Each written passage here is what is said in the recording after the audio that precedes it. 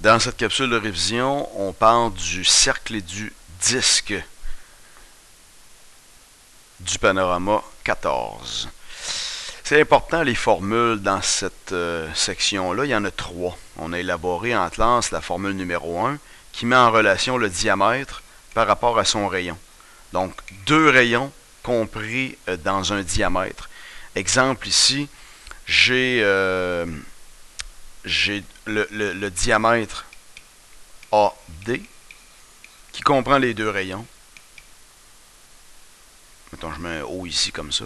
Comprend le rayon OA et le rayon OD. C'est bon? Si jamais je veux trouver le rayon, je peux prendre le diamètre et le diviser par 2. Ça, c'est la formule renversée. Alors ça, c'est pour la 1. La formule 2, c'est la circonférence. La circonférence, on a élaboré diamètre multiplié par pi. Okay, la circonférence, c'est le tour complet, la ligne bleue ici, par exemple. J'ai à mesurer la longueur de cette ligne-là en prenant le nombre pi. On le laisse symboliser comme ça la majorité du temps, puis on prend le diamètre. On va voir des exemples un petit peu plus loin. Si jamais j'ai à calculer le diamètre à partir de la circonférence, ben, je vais faire l'opération inverse par division. Au lieu de multiplier, je vais diviser. Et je vais faire la circonférence divisée par pi. Ça, c'est la formule 2. La formule 3, c'est pour l'aire du disque. L'aire du disque, on a élaboré en classe pi multiplié par le rayon au carré. Donc ça, c'est la surface de la région intérieure. Toute la région intérieure, ça a rapport au secteur. Et puis, si jamais j'ai à calculer le rayon à partir de l'aire, ben, je vais la diviser par pi. Mais, étant donné que le rayon était au carré, je devrais faire la racine carrée de tout ça pour la formule 3 qui est inversée. Fait que dans le cercle, il y a ces notions-là à retenir. L'idée d'une corde, c'est l'idée d'avoir deux points qui sont reliés dans le cercle. Exemple, AD, je vais l'écrire juste ici en haut. AD, c'est une corde. Il y en a qui vont dire c'est le diamètre, monsieur. Oui, mais le diamètre, c'est la plus longue corde du cercle. EF, c'est une corde aussi. Donc, je pourrais la nommer comme ça, avec un petit segment juste sur le dessus. Un arc, c'est une portion du cercle, pardon. Alors, par exemple, si je disais l'arc AB, je vais l'identifier avec une courbe comme celle-là. L'arc BC, ce serait équivalent. L'arc CD, je pourrais même nommer l'arc AF, sauf qu'ici, on n'a pas d'angle au centre qui est nommé par rapport à l'arc AF. Mais je peux le nommer quand même. Un secteur, c'est une zone du disque, une partie du disque. Le secteur ici, AOB, pourrait être identifié. Il n'y a pas vraiment de symbole pour secteur, comme on a dit en classe, mais on peut se faire une belle petite pointe de pizza comme ça pour montrer secteur. C'est la région à l'intérieur. C'est bon? Alors, le secteur, ici, il y en a plusieurs, je ne les nomme pas tous. L'angle au centre, c'est un angle qui a son sommet au centre du cercle. Supposons que celui-là ici mesure 45 degrés. J'ai l'angle BOC, on nomme ça avec le petit symbole d'angle, et on le dit en degrés, 45 degrés. Un angle au centre intercepte un arc. Exemple ici, il intercepte l'arc BC. Fait que cet arc BC-là peut être nommé de deux manières. La mesure de l'arc BC pourrait être dit 45 degrés, oui, mais la mesure de l'arc BC pourrait être donnée aussi en centimètres. Donc, mettons X centimètres. Là, je ne donne pas de mesure. On fera des exemples d'arc un petit peu plus loin. Fait que ça, c'en est un ici, l'exemple 2, là, un exemple de calcul d'arc. Lorsque je calcule un arc, j'ai besoin de la circonférence du cercle à tout coup. J'écris ma formule numéro 2. J'ai besoin de mon diamètre. Le rayon, c'est 11. On a donc dit, on fait juste x2, donc le diamètre, c'est 22. J'écris que ma circonférence, ça va être 22 pi centimètres. Comme on a dit en classe, on peut faire 22 fois pi, mais on peut le laisser avec pi aussi. Diamètre fois pi, identifié comme ça, c'est suffisant. L'angle au centre, 140, intercepte l'arc AB en jaune. Et puis, je vais placer une proportion pour tout simplement aller chercher sa mesure. 22 pi, c'est la circonférence complète. Et on a mentionné que c'était 360 degrés. Donc, si moi j'ai 140 degrés seulement, quelle sera la mesure de l'arc à ce moment-là? Après avoir fait ma règle de 3, la valeur de l'arc pourrait être de 26,878 en centimètres. OK? Mais je pourrais la calculer avec pi aussi. Je pourrais faire seulement 22 multiplié par 140 divisé par 360. 22 multiplié par 140 divisé par 360. Ça me donne 8,556. 8,556. Je viens placer le pi parce que je n'y ai pas touché et j'écris ça en centimètres. Les deux manières sont possibles. OK, exemple suivant, juste à droite ici, j'ai un angle au centre de 30 degrés. J'ai un aire de secteur COD.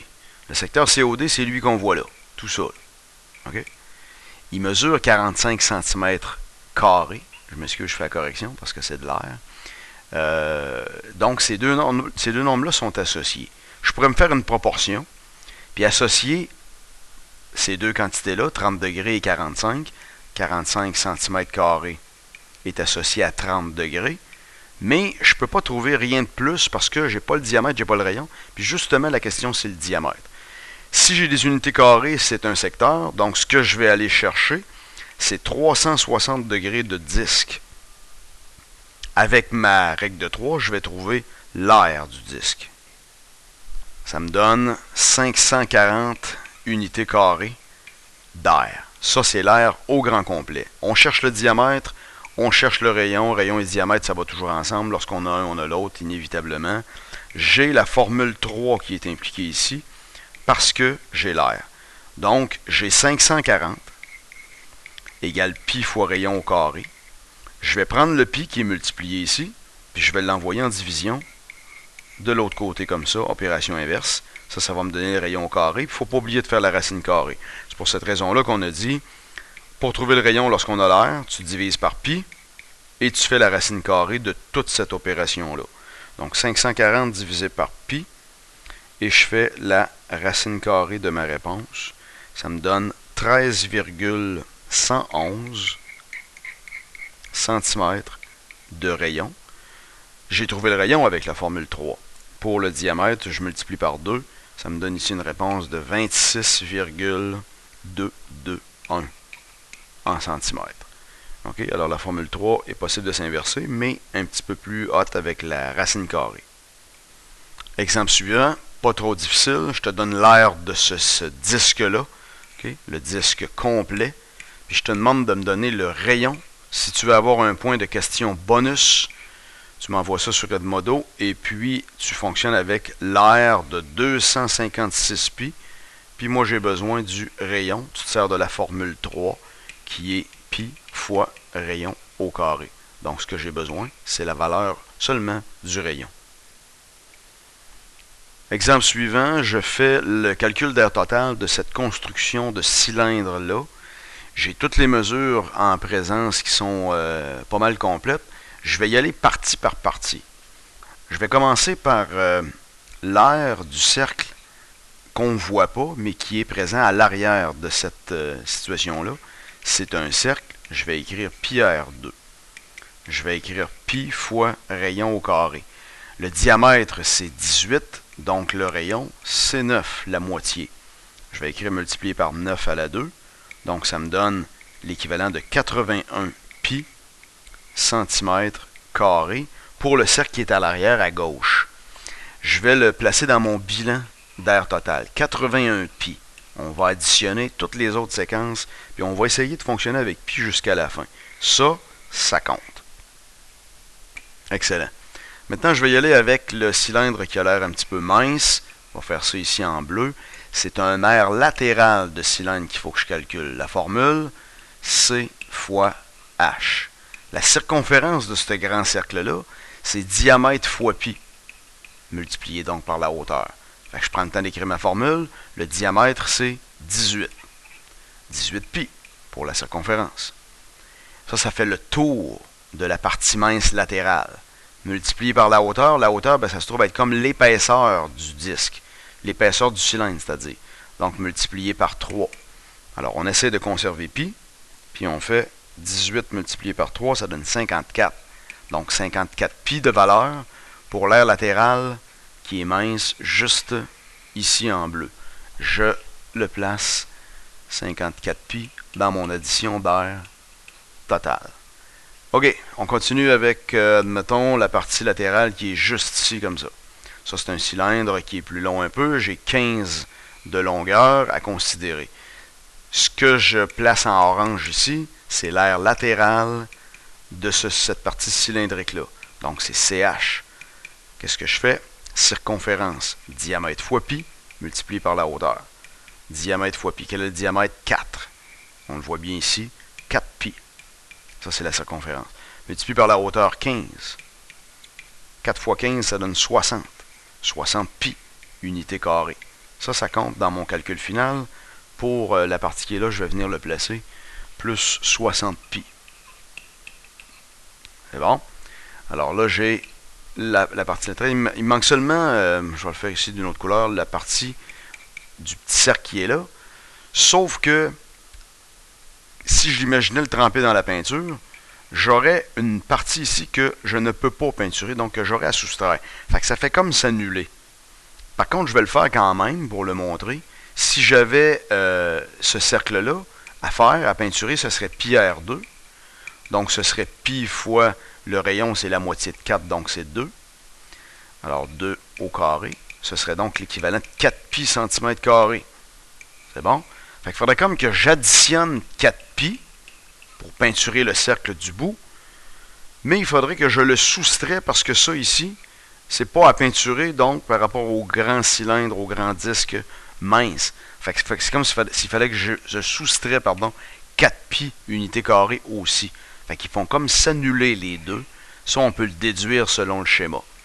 Le calcul d'air final peut se faire avec pi, uniquement avec pi. L'air total, 195 pi unités carrées. Si on n'avait pas gardé le pi jusqu'à la fin, on aurait pu l'exprimer avec un nombre décimal normal de 612,611 unités carrées pour l'air total. Ça aurait été possible, les deux seraient acceptés. Donc ça, c'est un calcul d'air total. OK, dans cet exemple suivant-là, j'ai un cylindre sur lequel on a placé une espèce de bande d'étiquette verte tout le tour de la partie latérale. La question me demande quel pourcentage de l'air latéral est couvert par la bande de 6 cm qui a été placée. Quel pourcentage, ça veut toujours dire, comme une note d'examen un peu, un numérateur qui est correspondant à ce qu'on cherche sur un total. Normalement, quand on divise et qu'on fait fois 100, on va l'obtenir en pourcentage. Fait qu'on va aller calculer l'aire latéral en imaginant seulement la bande verte par rapport à l'aire latéral de l'ensemble. Je vais le faire en mauve comme ça ici. Avec l'ensemble de l'aire latérale au grand complet. Je commence par la bande verte. La bande verte, je vais la faire juste ici en haut. C'est un aire latéral, donc c'est CH. Et puis la circonférence, c'est diamètre fois pi, fait que c'est 14 pi. Fois la hauteur de la bande verte, fois 6 ici. Ça me donne 84 pi unités carrées pour la partie de la bande verte. Donc, l'importance que ça va avoir, c'est 84 pi unités carrées sur le total de l'aire latéral. Ça se dit mal un peu. Le total de l'aire latéral. Donc, toute l'aire latérale en mauve. Je change de couleur. En mauve, l'aire latérale. Ce qui va changer, c'est seulement la hauteur. Fait que ça va être 14 pi. Diamètre 14 fois pi. Multiplié par la hauteur, 20. Donc, ici, ça me donne la possibilité de trouver le total. 280 pi, unité carrée. Pour, au grand complet, l'aire latérale du cylindre. 280 pi, comme ça. On remarque que dans ce rapport-là, les pi vont s'annuler, parce que c'est comme 1 sur 1 pour cette portion-là. Fait que si tu fais 84 divisé par 280, puis tu multiplies par 100, 84 divisé par 280, fois 100, ça me donne 0,3 en nombre décimal. Je fais fois 100. Donc, ça me donne 30%. 30%, ça veut dire quoi? La bande verte occupe 30% de l'aire latérale, en imaginant que c'est une boîte de conserve, de l'aire latérale complète. OK, dernier exemple, il faut trouver le périmètre de la région ABCD. La région ABCD, c'est une espèce d'arc comme ça, d'une certaine épaisseur. On voit que l'épaisseur ici, c'est 5. Parce qu'on dit que la mesure de AD mesure 5. Donc si ça mesure 5, l'autre côté aussi, ça mesure 5 comme ça. Après ça, on dit que PB mesure 22 unités. 22 unités pour PB, ça se trouve être le rayon de la partie rouge. Donc je vais le faire en rouge, en plaçant comme ça ici.